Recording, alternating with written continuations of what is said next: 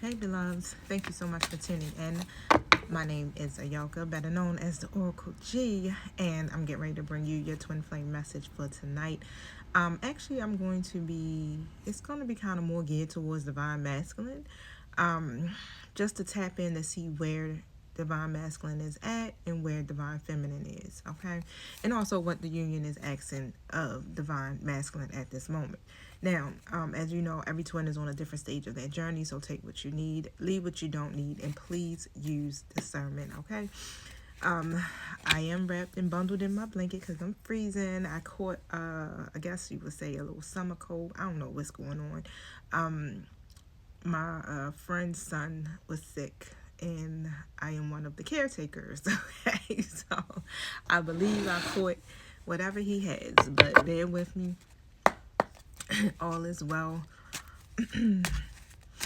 So let's see. Thank you, Holy Spirit. Thank you, my true guides, for showing up and helping me with this divine masculine reading. Protect us as we go through these portals and close the gates to anything that's not in alignment with the divine's will. And so it is. I pray that this message reaches the right people at the right time in the right places.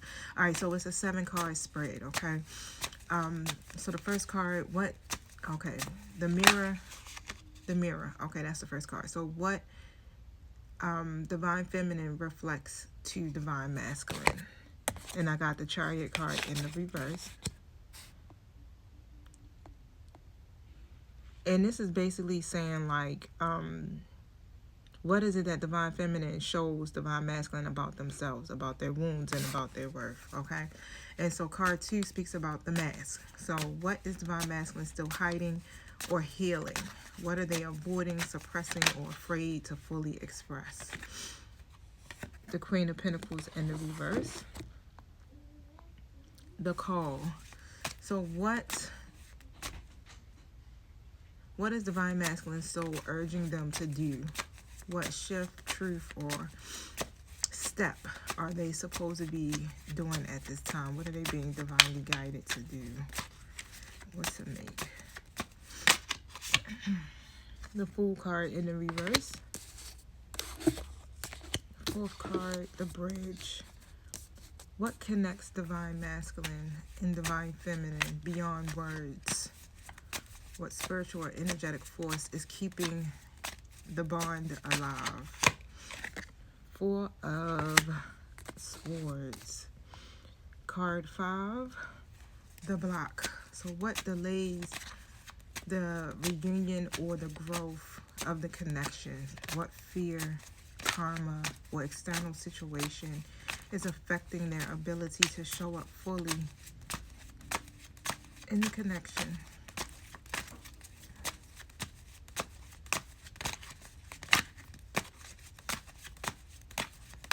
I keep seeing the Wheel of Fortune reverse, and it just reminds me of timing. You know, the moon comes out. Think of divine timing. The Flame. How can divine masculine lead with sacred masculine energy? How can they rise in truth, lead with love, and create safety for divine feminine in themselves? The Ten of Swords reverse. That always seems to come out.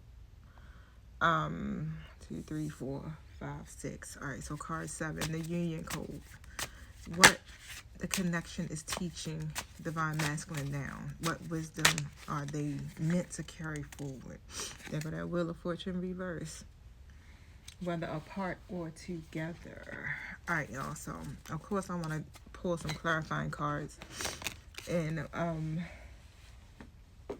think I'm going to go with the Burning Heart Love Oracle and Daily Guidance as my clarifiers. All right, and so with the first card coming out, the Chariot in the reverse.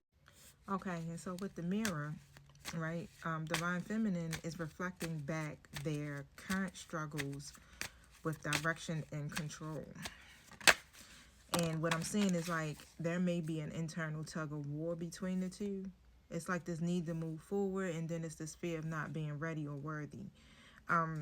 So that really definitely needs to heal. But divine feminine is showing divine masculine where their willpower has been misaligned or where they're being too passive, right? I got the I Want to Hold You card that came out in, it's really no reverse or however, but it was in a reverse position. And I feel like it could be this internal struggle between the two when it comes down to, for some, that emotional connectivity, being like, want to be vulnerable in that way to show that emotion, but then another part of you may be like, I don't know. That's where the tug of war comes in at, right? Because again, the masculines can kind of make you feel like you're not really worthy, right? I mean, it is what it is, okay? But that's just them mirroring back to you what you need to heal. But otherwise, when I go to the mass, I got the Queen of Pentacles in the reverse. And it's still like a need of, it's like someone who is hiding their, you know how you make you wear a mask and you try to pretend that, hey, there's no wounds there, I'm fine. You know what I'm saying? Everything is good, but not really. So it's like a feeling of hiding the need for what really needs to take place, which is what? Needing to be nurtured. And this is like divine feminist energy coming through, needing to be nurtured, having that inadequacy about or around, being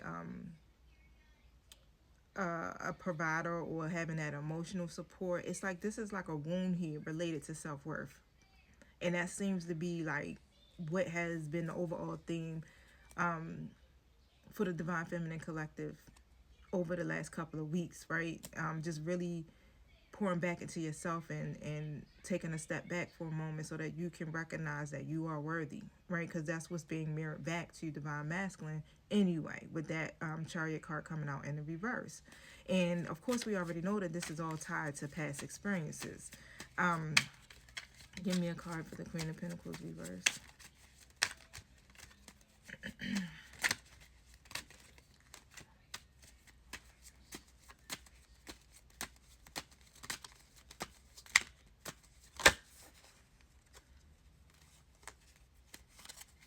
You're always on my mind.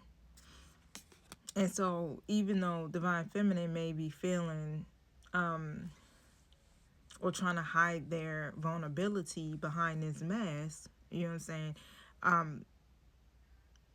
I'm hearing like, all I heard was, don't do that. Don't do that. Allow yourself to be held to. Allow yourself to be in the present moment. And that's so crazy.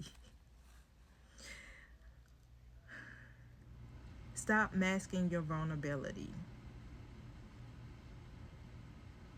And that's what, stop masking your vulnerability, because it will help or allow the masculine to be able to give you that hug that they've been wanting to give, right? Because that was one of the clarifying cards. When it comes down to what the masculine is called to do, with the Fool card coming in the reverse position, it's like their soul is urging to take this leap, right? Because the Fool card basically speaks about taking a leap of faith and trusting the process, trusting the universe, trusting that they won't fall.